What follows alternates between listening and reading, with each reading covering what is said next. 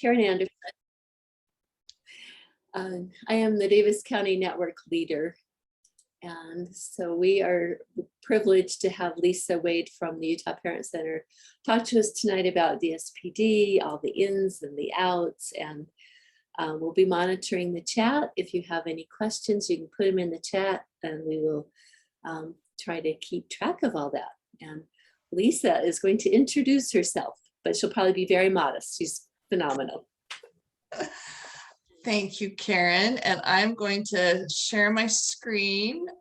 Hopefully, fingers crossed that the technology works. And okay. But now I can't see. Okay, there we go. So to wait or not to wait, what is it we are waiting for is what we are going to talk about today, I guess this evening.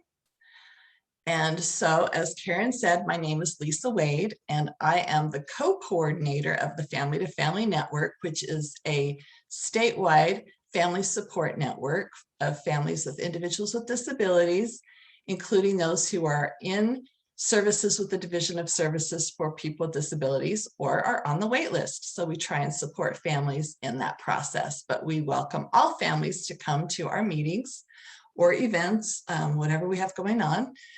As a project of the Parent Center, I am an employee at the Parent Center, and I'm also a mom. And this smiling young man in this picture is my why. He is the reason why I got involved in the disability world. He's a young adult, my son, with autism and intellectual disabilities, among other things. And he was my introduction into the world of disability. I had no idea 26 years ago, he'll be turning 26 next week, what kind of a ride it was going to be, but it's been fun and interesting, and I've learned a lot along the way. So I want to talk about what waiver services are, first of all, because I didn't understand this when we were first learning about waiting lists and you need services and those kinds of things. So Medicaid, which is a federal program, helps provide services for people who would otherwise be in nursing homes or in institutions or things that we call intermediate care facilities for intellectual disabilities, or you might hear the term ICF. And what a waiver does is it waives the parent's income and is based on the individual's income and assets so that the individual is then eligible for Medicaid help. So that is what they call waiver services. They've waived some of the eligibility requirements so that individuals with disabilities qualify for help. So Medicaid supports home and community-based waivers. And I did not know this either, but it is possible if you would like to have your loved one live in an institution or an intermediate care facility, there's no wait list to do that. They can automatically get services there. But most of us would like to have our loved ones at home with us, if at all possible. And so those are called home and community-based waiver services. And so these are the different waiver services that are offered here in the state of Utah. Medicaid is a federal program, but every state has their own rules and regulations and how they administer their waiver services. So just because it was one way in Nevada doesn't mean it's the same here. Every state does it differently. So the first four waivers are administered by the Division of Services for People with Disabilities. And those are the acquired brain injury waiver. And this is for people who after the age of 18 have acquired a brain injury. There's the community supports waiver for people with intellectual disabilities and related services. And that they have to have had their disability happen or occur before the age of 18, but you can apply for it after the age of 18. And then there's the physical disabilities waiver. And again, that's something that happens over the age of 18. And then the community transitions transitions waiver is a relatively new waiver service that DSPD is offering, but it's for individuals who are currently living in intermediate care facilities who would like to receive home and community-based waivers services. So they want to move out of the institution and into their communities. And so that particular waiver is set aside to help those individuals. There's also another waiver in process of being approved by Medicaid, and it's called the Limited Supports Waiver. And just like its name implies, it is limited in the amount of funds an individual can use every year. There's a cap, and there's also a limited amount of services that the individual can access in any given year. So that is not available yet, but hopefully it will be approved soon and be available for families. These last four waiver services are actually administered by the Department of Health. There's a medically complex children's waiver, they call it the MCCW, and only individuals who are under the age of 19 can utilize that waiver. So if an individual has 3 or more organs involved in their illness or disability, if they see 3 or more specialists, and if they require skilled nursing care, they could apply for this waiver. They can also be on the DSPD wait list. I don't think you can be on both waivers at the same time. I may be wrong on that, but once you are over the age of 19, then you go back to being on the DSPD wait list for community supports waiver. And the Travis C waiver is for those individuals under the age of 19 became technology dependent. So they need a trach tube or a BiPAP or CPAP machine, those kinds of supports and technology. And then the New Choices waiver and the aging waiver are for our elderly population. So those are the waiver services that are available. Now, Department of Health and DSPD, who is in the Department of Human Services, are going to be merging as of July next year. And so I don't know what's going to happen with all the waiver services and if they will all be administered by the Division of Services for People with Disabilities, but that will all be coming under the same roof shortly. So what is DSPD? You may hear that acronym thrown out a lot, and it stands for the Division of Services for People with Disabilities, and they manage the home and community-based waiver services for the state of Utah. And there are over 5,000 people, who are currently in services and receiving supports to live self-determined lives in their communities. And such support will include things like community living, day supports, support employment services, and much more. And we will talk more about what services DSPD offers in just a minute.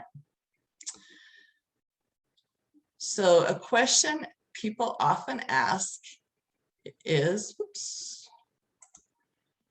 who is eligible for DSPD waiver services? Is it anybody who has a disability?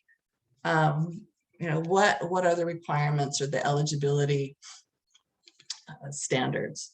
So in a nutshell, it's these things on the screen. So someone with an intellectual disability or a related condition who has substantial functional limitation in 3 or more areas. So that significant functional limitation is critical for DSPD services. So does your loved one have difficulty taking care of themselves? Can they bathe themselves? Can they get dressed by themselves? Do they have communication skills? Can they make their needs known to their caregivers? Do they understand what's being said to them? Do they have learning disabilities? If they do, that's one area, right, that could help them apply. Do they have mobility issues? Can they get themselves around?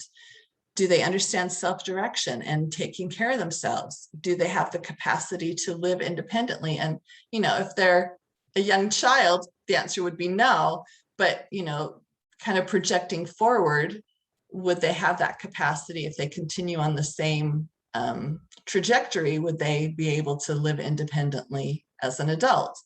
And then can they become economically self-sufficient or take care of their economic needs? And that is for adults. So if they have substantial limitation in 3 or more areas, then they're a likely candidate as being eligible for a community supports waiver. And this condition has to have started before the age of 18. So again, you can apply after the age of 18, but the disability had to have happened before the age of 18. I don't know that I mentioned, I think Karen may have, but if you have questions, please throw them in the chat. And she's monitoring that so that if I need to answer it, then I can, and I will stop as soon as I've bombarded you with a whole lot of information to ask for questions. So another question people often ask is, okay, so why would I want DSPD services? What good are they? And here are some of the things that you could receive from your DSPD community supports waiver. They include such things as behavior consultation. My son has a behaviorist. Chore services. Isn't that awesome? Someone to help clean. Companion services if your loved one is living alone and needs someone to check in on them occasionally. Day supports is very useful for adults who have finished with school and don't have anything to do during the day if they're not currently working, so they could go to a day program. Financial management services can include a couple of different things. One is it can include having someone help with budgeting or learning how to take care of, like go shopping and know how to take care of your money situation. Financial management services can also include helping people who want to do what's called self-administered services. So for example, if I want to hire my son's staff and train them myself, but I don't know how to handle the payroll taxes and paychecks and all that kind of stuff, a financial management service can handle that for you. And so you'd sign up with a service and your DSPD funds would pay for them to take care of all those hiring paperwork and doing your payroll and making sure timesheets are okay and all that kind of stuff, making sure that you are compliant with the law. Non-medical transportation. Medicaid will cover transportation to and from doctor's appointments and things, but maybe you just need a ride to the grocery store or to get to and from employment. And so your waiver services can help fund that. Maybe it give you a monthly bus pass, or there's a variety of ways they can do that. You automatically are on Medicaid as an insurer, which is very nice, depending on what your own personal insurance is for your family. You know, it's nice to have that Medicaid as a backup. There's residential services available, and these can be available not just for adults, but if there's a reason that it's hard to have a child living in the home, then there are host homes and a variety of options for residential. Respite care is a great service that just gives the caregivers a break. During respite, the staff doesn't work on any goals in particular. They just kind of hang out with your loved one. But again, it gives parents a chance to get away for an hour or two. Supported employment is like job coaching or helping someone on the job. And DSPD doesn't start covering supported employment until after vocational rehabilitation funding has been used up, which is typically 2 years. Voc Rehab will fund job coaching for about 2 years. There's other criteria, but anyway, and at that point, DSPD's program can help provide supported employment. And supported living is helping someone learn and practice skills to live independently, like getting out in the community, going grocery shopping, learning to make a meal or to make their own bed or do their own laundry.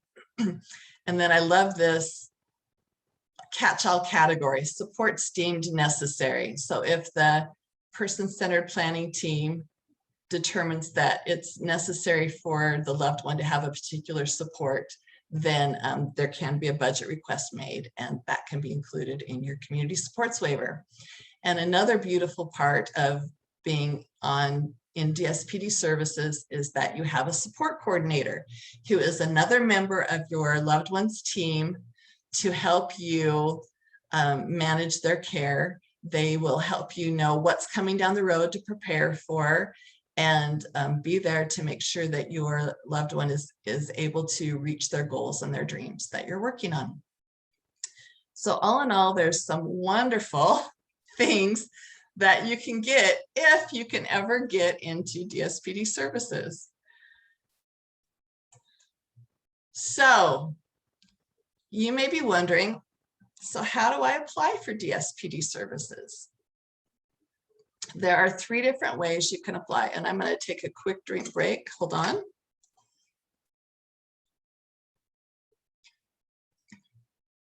Okay, so the preferred way is to go online to DSPD's website, dsp.utah.gov, and go through the intake process online.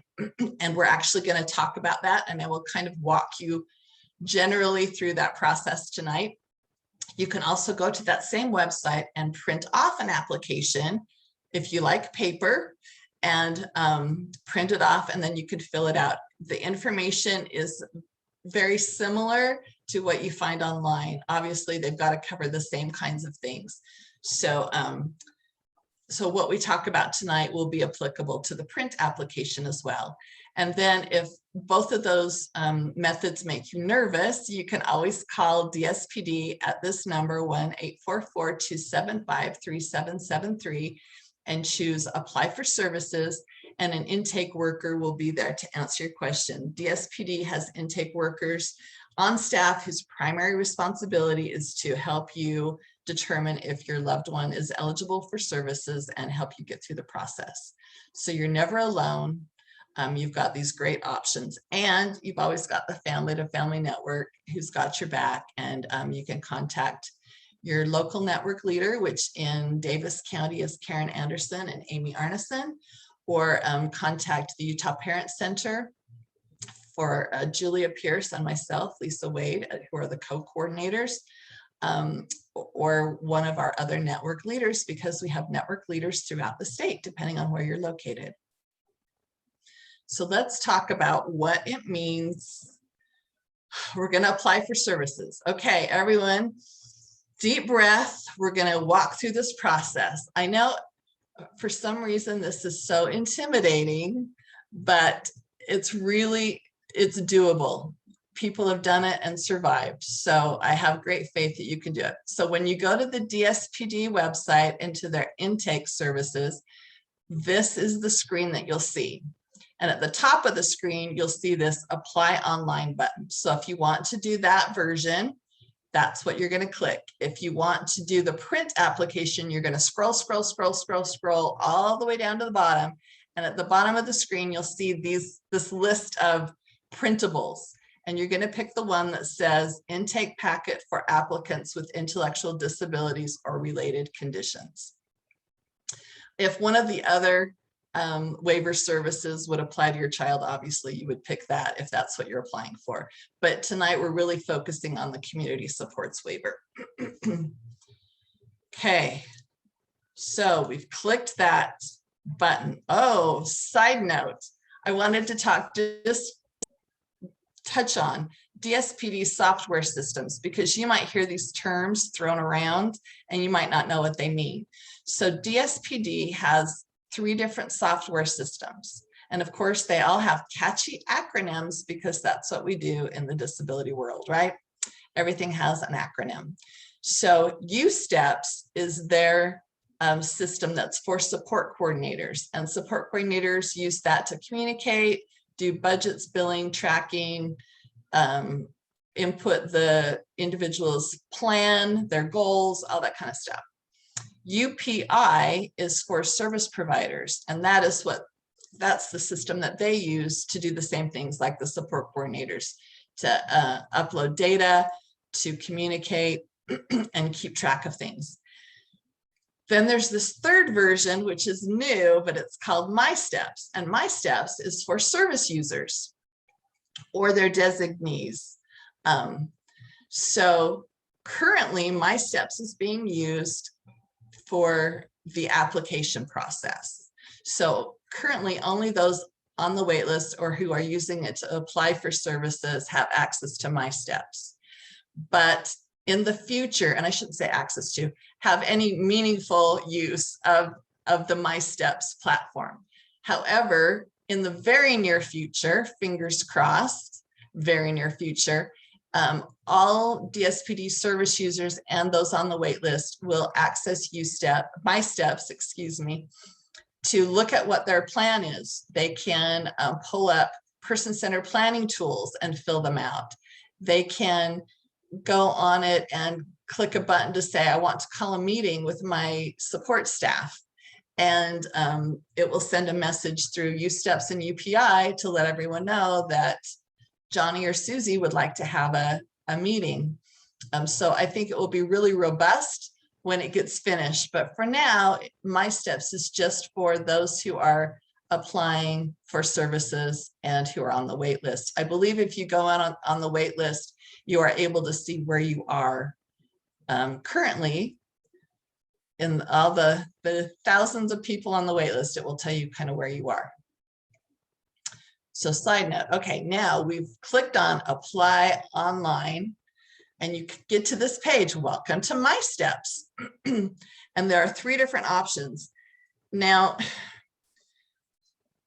for me, this was the hardest part. And it's kind of silly because all you're doing is logging in, but it was really stressful for me. So this welcome screen wants you to log into My Steps. And the tricky thing is if you have a state account, you will use your state ID. So that means if you have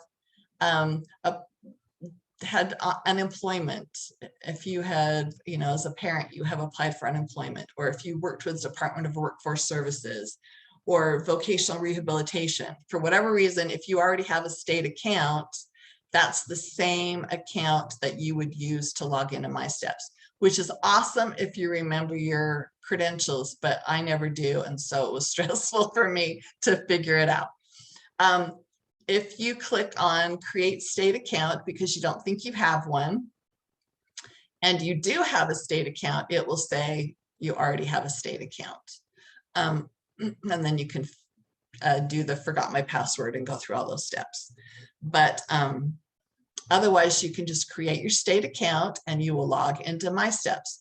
There is this category of frequently asked questions and contact us. And so if you ever get stuck, that's where you want to go to get the answers to your questions or to reach out to someone for some help.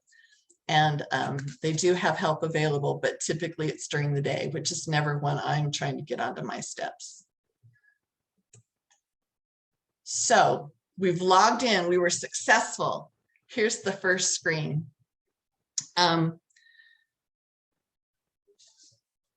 So you will begin a new intake application. You can request access instructions. You can watch this little introductory video.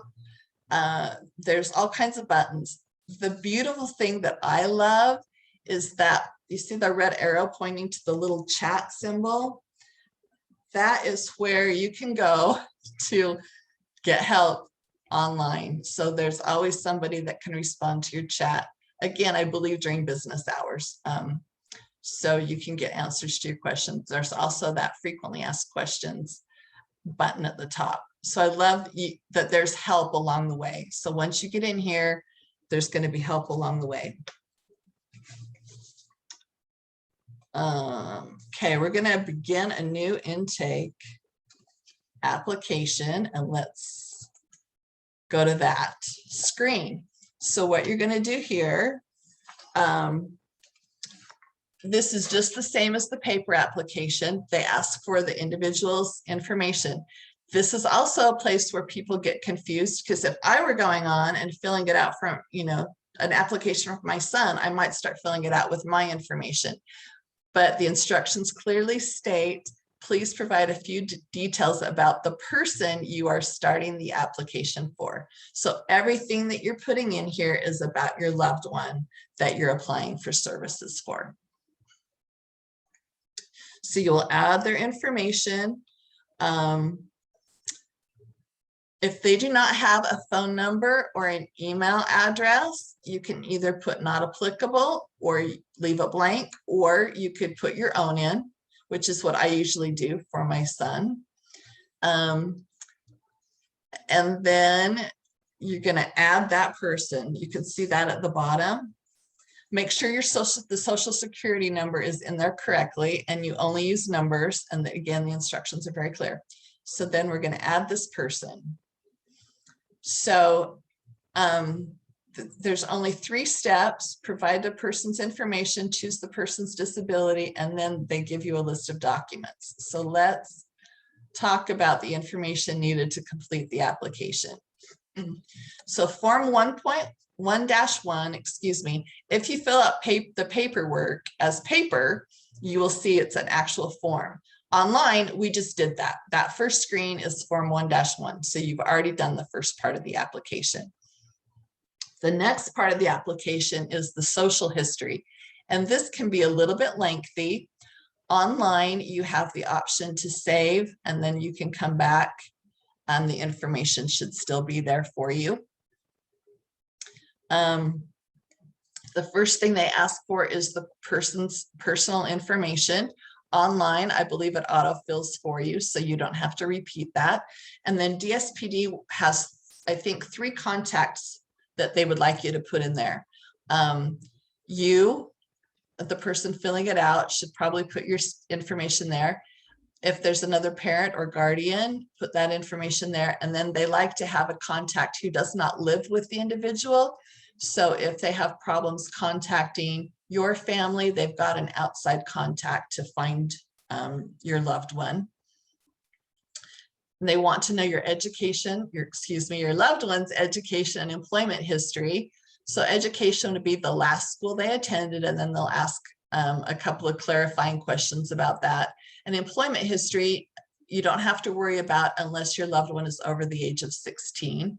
And then if they are, you would fill that part out. If it doesn't apply, you click the "this does not apply" box, and the online application will automatically just move on. So there's an area called Areas of Concern where you can let DSPD know why it is you are applying for these services for your loved one. You could talk about their behaviors, you could talk about their mental health, their medical health, things that they really struggle with, safety issues if there are any. Do they try and get out of the house or run? Are they unsafe with other people? Just things to let DSPD know why this individual could benefit from services. Another drink break.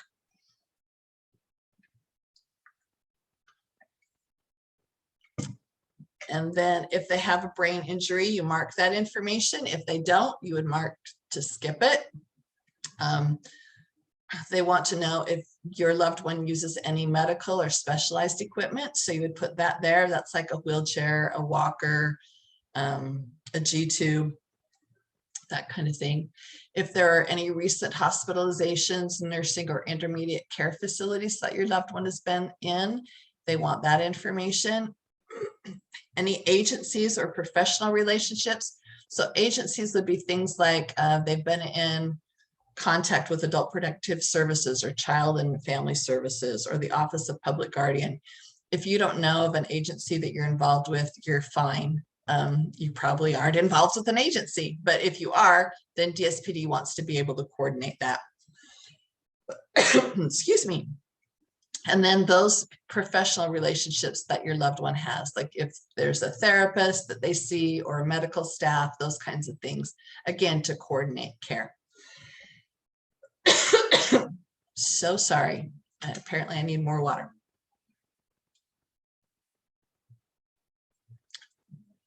And then if your loved one has any court orders that they're involved with, if they're receiving any benefits of any type, government benefits or Medicaid or Medicare benefits, DSPD wants to know that information as well. And now take a deep breath, wipe your brow. You've made it through the social history piece. Huzzah.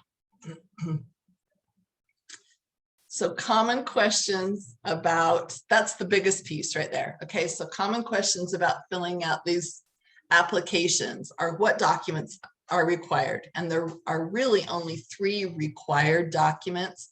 That is a copy of the birth certificate, a copy of the social security card, and a psychological assessment. And the psychological assessment has to be done within the past 5 years. So depending, you might need to get one done. And if that's a hardship, you can let DSPD know and then find out what other options there might be. If your loved one is age 7 or younger, a developmental assessment is more appropriate than, might be more appropriate than a psychological assessment. So that is an option for younger kids. Optional documents would include guardianship papers. And if you are your loved one's legal guardian, they are an adult, you would definitely want to include those for DSPD. And any medical reports you have. This is something though that gets parents a little anxious because maybe you don't have all of those medical reports and things from the doctor. That's the beauty of the next piece, release of information, because you can fill out a release of information and include that, and it will allow DSPD to reach out to your loved one's medical staff, mental health staff, whoever, to get the information that they need to support this application. If you have an individualized education program or IEP, you can upload that. And then anything else that you might think would be beneficial, there's an other category if you want to upload those something else that is not listed on here. The next most common question is, how do you upload the documents? So if you're filling this out as a paper application, obviously you make copies and you just would mail or fax that in. But online, you need to upload the documents. So if you're not familiar with uploading, that can be a bit stressful. So the first thing you've got to do is get the document onto the computer or the device that you're using to fill out the application. So 2 ways that I use to do that. One is to scan. We have a printer that has a scan option, and I will scan a document and it will save to my computer. Another option is just to take a picture of a document with my cell phone and then email it to myself and pull it up on that device, where I would download it onto that device so then I can upload it into My Steps. So that has a lot of steps to it, but if that's, it's also an easy way to do it just by taking a picture with your phone, because the My Steps system will take your JPEGs, your PDFs, or your PNG, which are all file types. They will accept all of those, and then they change them into PDF, which is the file type that they need. So for example, this page has a list of, when you click on upload documents, it takes you to this page, which has the list of all the possible documents you can upload. And you can see in this example, the birth certificate has been uploaded, the social security card has been uploaded, but there's no upload for the psychological assessment. So to upload the document, you would click on the upload button, that blue button, and then it takes you to step 1, where you browse for the file, and that's where you're going to look for, where is that file on my device. And then the next important step, but one that often gets forgotten, is upload them. So the step 2, upload your documents. So make sure that they go from your device up into the My Steps system so that DSPD has access to them. And you've uploaded documents, and then voila, it's time to submit your application. I love, it's got your your tasks, and you only have 2 important tasks. One is complete your social history, the other is upload your documents. And when you've done that, then you click on submit application. Now, DSPD, I asked them, their intake team, what are some questions that you often get or some problems that you see so that we can help you? And one of them was people forget to submit the application. So don't forget that important step. Submit application. Now, occasionally you will go to submit application and you won't be able to click on that button. It won't be live, it's disabled. So there's this little button. You can see the red arrow is pointing to a little button by submit application. And when you click on that, then a screen will pop up that has all the reasons why you can't submit your application.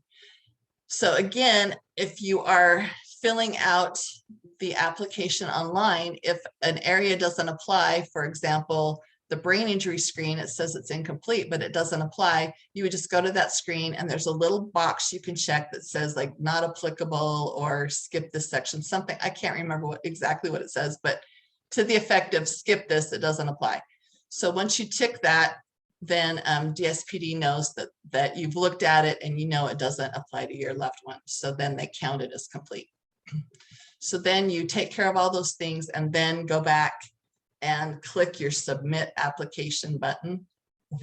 It goes to DSPD and then they are able to do their assessment, and a waitlist worker will get back in contact with you and let you know that your application was received and what to expect next.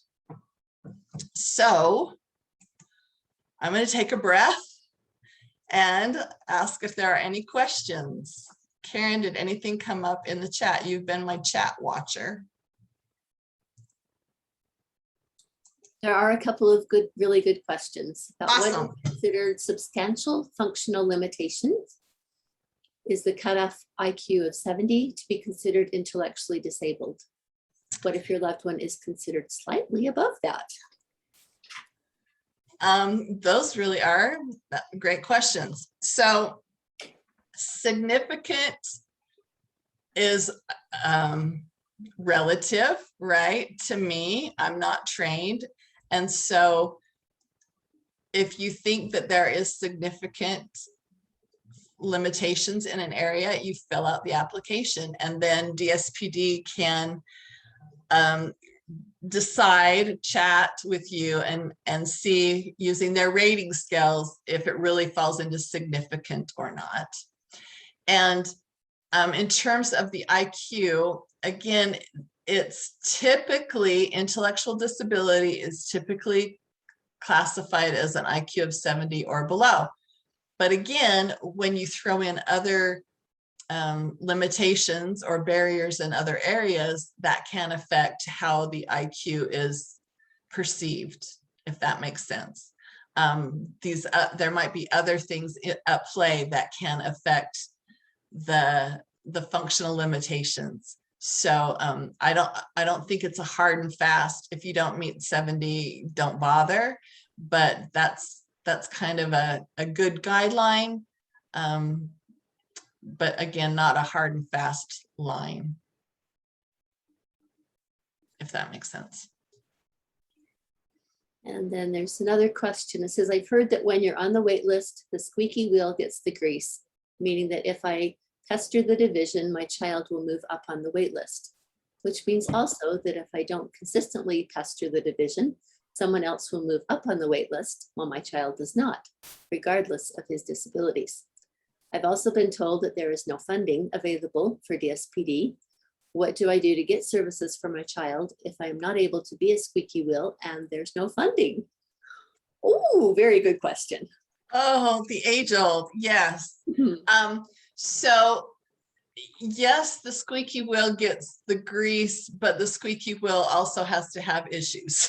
So it's not just the amount of times you call, but the critical need is what moves people up the wait list. It's based on the most critical needs get funded first. And that's not to say if you don't call, then they just assume everything's hunky-dory at your house. But my rule of thumb is if things at my house have changed from the last time I had a discussion with my intake worker or my waitlist worker, I would apprise them of that situation. You know, my husband has lost his job. We lost our insurance. We had somebody else move into the home. New behaviors have emerged. Just, you know, anything that show that things have changed in your home. And even something like the caregiver needing to go in for surgery or having a significant illness. Those kinds of things, the caregiver's needs are also considered as part of the whole of the critical needs of the family. So anything that changes, not just with your loved one, but in your family situation, the dynamics or whatever, it's okay to call and share that with them. I mean, every hangnail, probably not, but if there are, you know, significant changes, and again, significant, it's relative, right? But if things have changed, for sure, call. The funding, the lack of DSPD funding is a reality, and it's a sad truth. And I'm going to talk about that because in my next slide that says, but wait, there's more. So, but I wanted to make sure that I've answered questions about the intake process, about waitlist, what you're waiting for, you know, why do you want DSPD services? I did not mention that, you know, people will say, why would I want to get on the wait list if I'm never going to get off? And you may not get off for a while, but every once in a while, they are able to throw out little bones to those who are on the wait list. They have some respite or some, what's the word I'm looking for? Some employment supports or some different things that are available to people on the wait list. And if you're not on the wait list, you don't get them.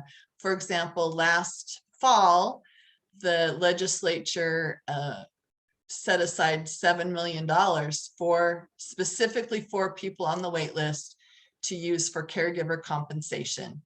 And it was only for a short period of time that parents got to do it. But if they were on the wait list, they got to do it. And it was a great help to so many families during a difficult year.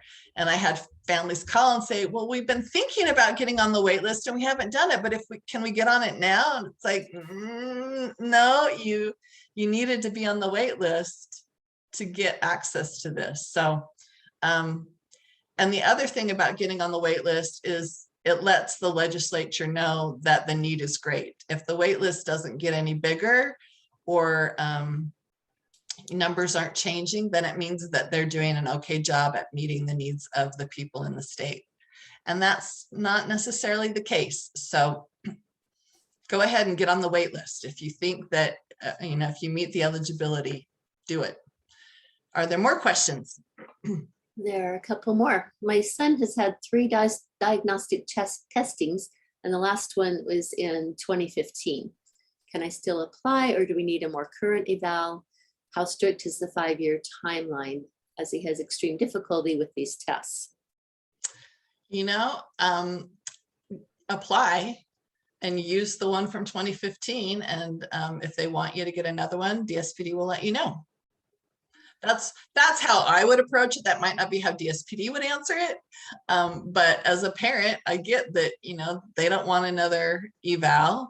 It's a pain, it's stressful, and it's expensive. So go with what you've got. And then if they need something different, they'll let you know.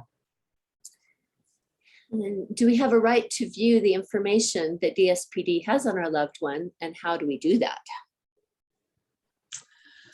I'm going to say, yes, you have a right, because they're a state agency and it's your loved one's information. And I don't know how you would see that, but I think that you would just request that from your intake or waitlist worker to see the file. DSPD has something called constituent services, and that's another thing. You can call DSPD and ask for constituent services, and they're the problem solvers for DSPD. So you can always start with them, and they'll direct you to the right place.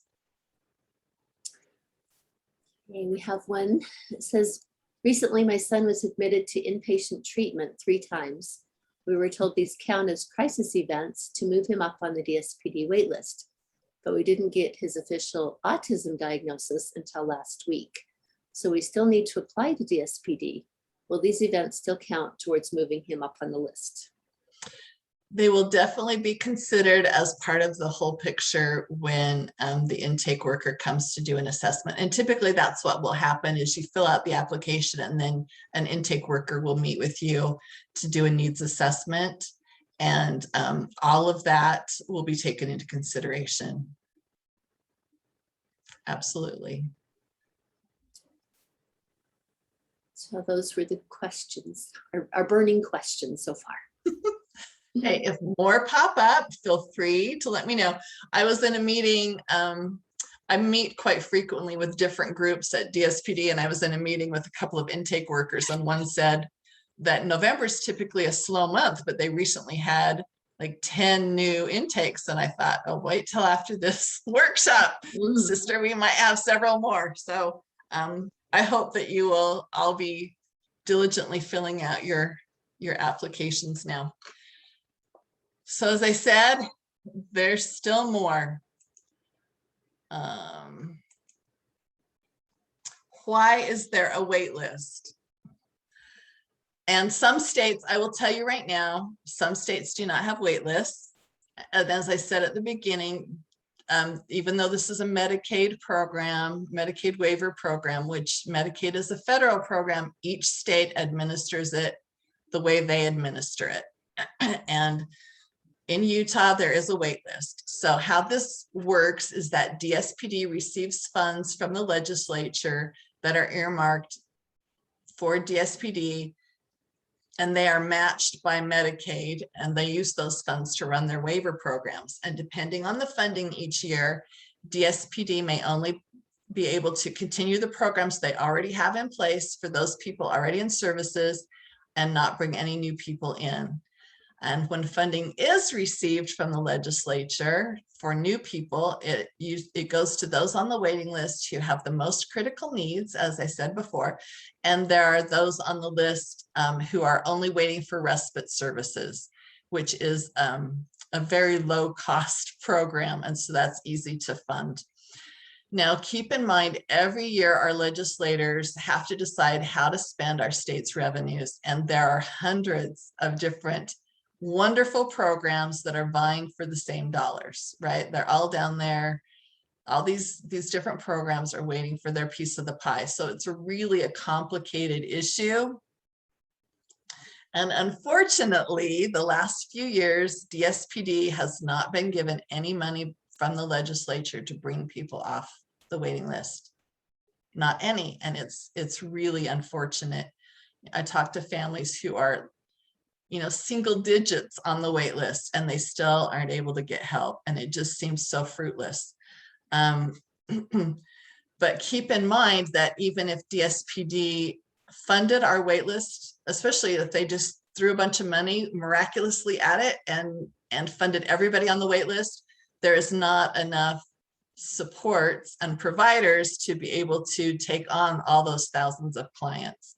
So it's really a delicate balance and a whole infrastructure that needs to work together to work on this waitlist problem, which is where the Utah Developmental Disabilities Council comes into play with their End the Wait initiative.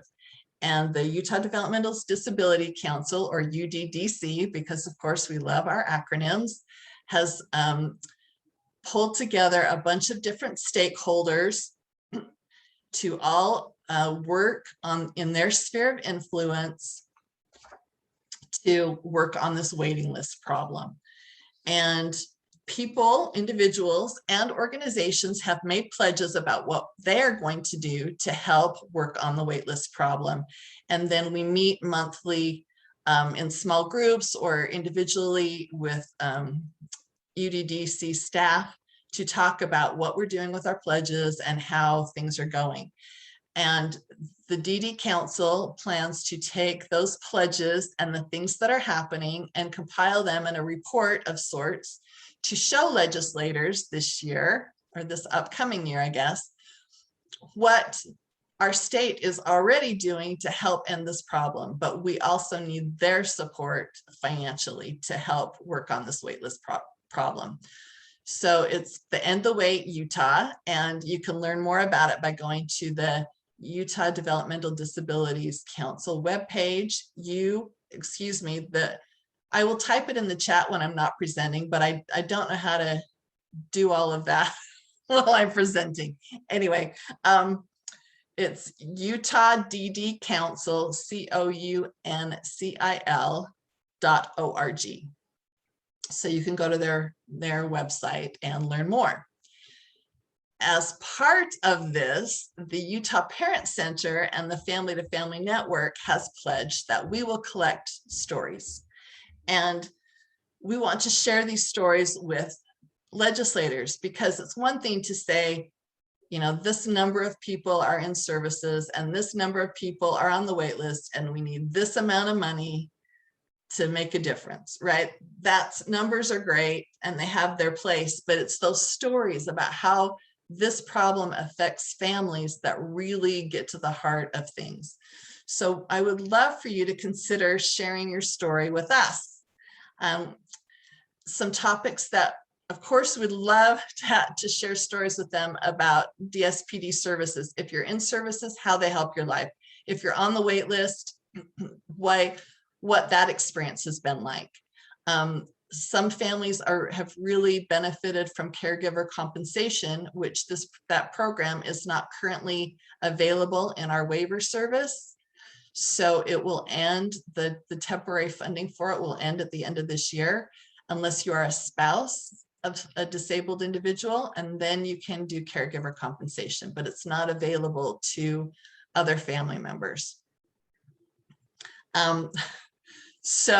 But that's a legislative rule, right? So again, if caregiver compensation is what you want to share your story about, we would gladly take that story as well. Or if there are other disability related issues that you would like us to share on your behalf, we would be more than happy to do that. We have created a Google form to make it super simple for you to fill out.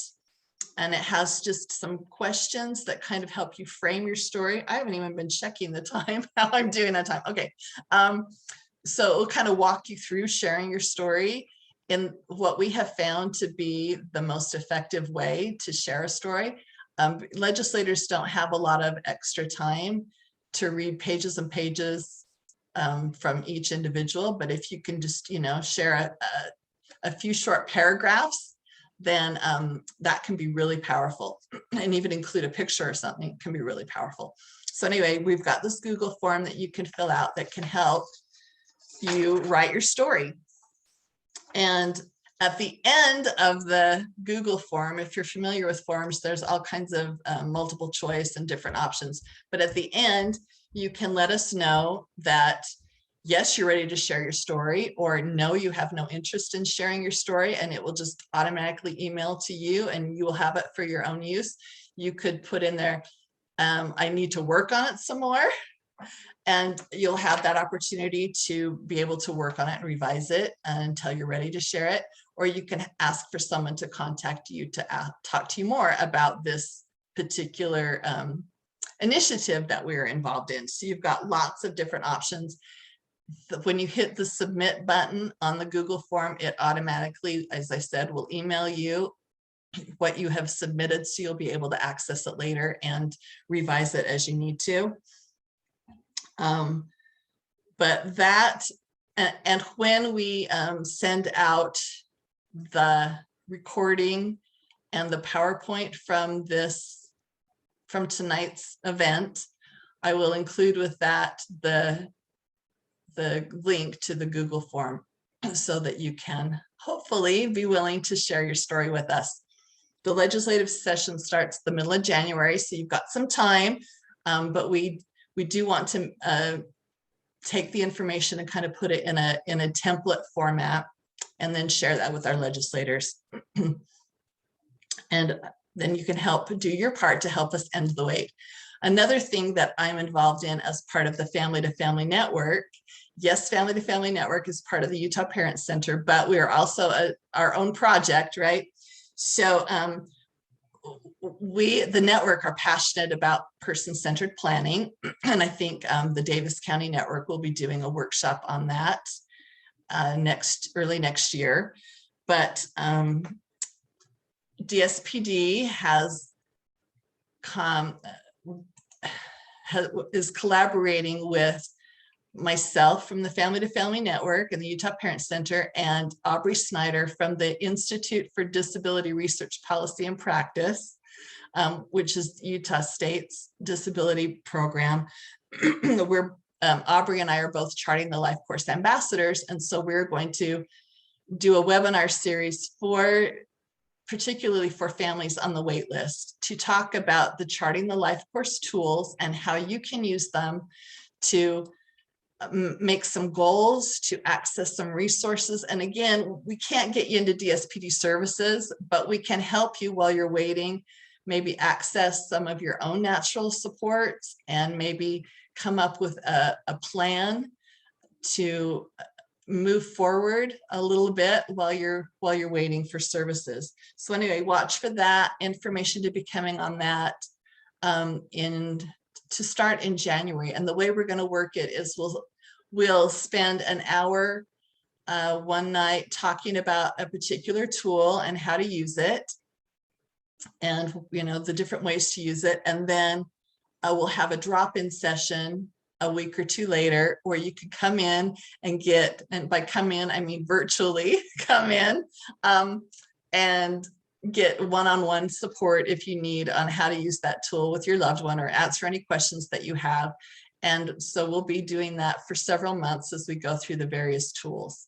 But it should be, I'm a big believer, obviously, in the charting the life course tools. I am their ambassador. I think they're so helpful. They have made a huge difference in my son being able to live his best life and achieve his dreams and his goals, and help me think about the different resources that are in my community, not just paid supports, right, but the different things that we have access to that can help my son live his best life.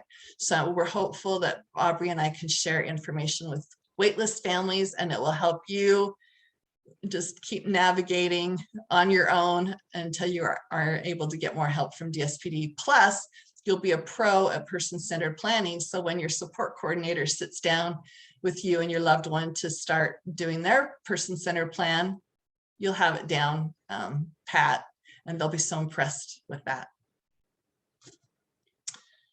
Can you tell I'm excited about it? I'm a little bit excited and giddy about it. I apologize that I get so geeky. Karen, are there any other questions? So there is one. If you are denied DSPD, is there an appeals process? There is. And again, you can, when you apply, and the intake worker will contact you and let you know what your options are. But it's kind of like starting with the constituent services and just being able to state your case as to why you disagree. So they will lay all the steps out for you and make it hopefully clear to understand what you need to do to appeal that, and have them look at it again. Sounds good. Okay, so here is some contact information. The Utah Parent Center, there's our website, our phone number, and an email address. And then Family to Family Network, if you want to learn more about the networks, that is our website address, and that is my email address. And you are more than welcome to reach out to me if you want to get a hold of Karen or Amy, who are your Davis County network leaders. I can definitely get you in contact with them, or their information is on this website page as well. I am going to stop sharing.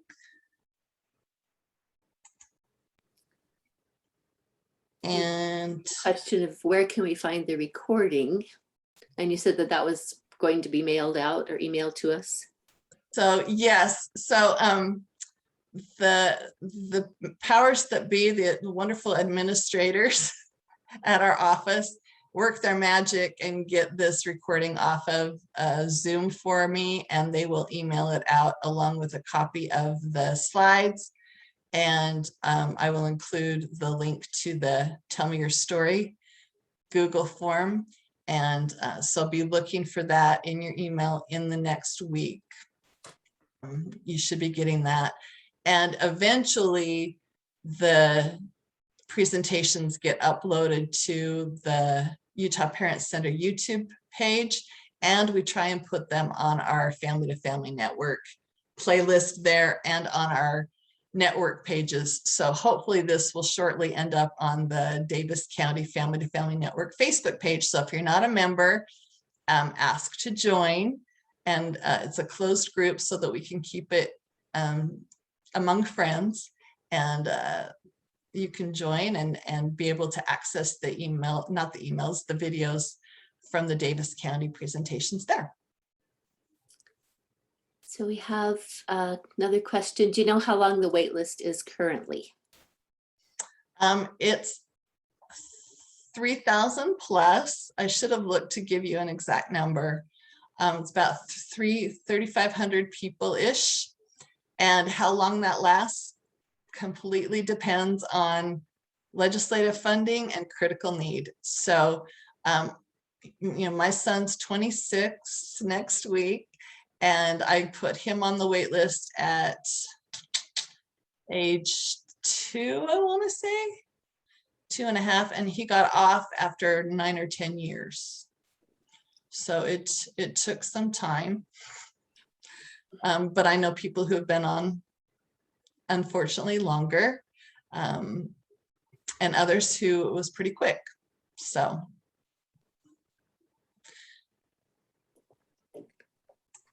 And by pretty quick, at like a couple of years. So my 8 years is nothing, right? Yeah. No biggie. 8 years is nothing. So, oh, I'm supposed to launch a poll. So before you bail, people, we get funding and need to know and need to show our funders that we are doing providing a service to people. So there's 6 questions. I would love it if you just take a second and quickly answer these 6 questions for us. It makes a big difference and helps us know that we are meeting needs of the individuals in the Davis County network. And those who are visiting from other networks, you're all welcome.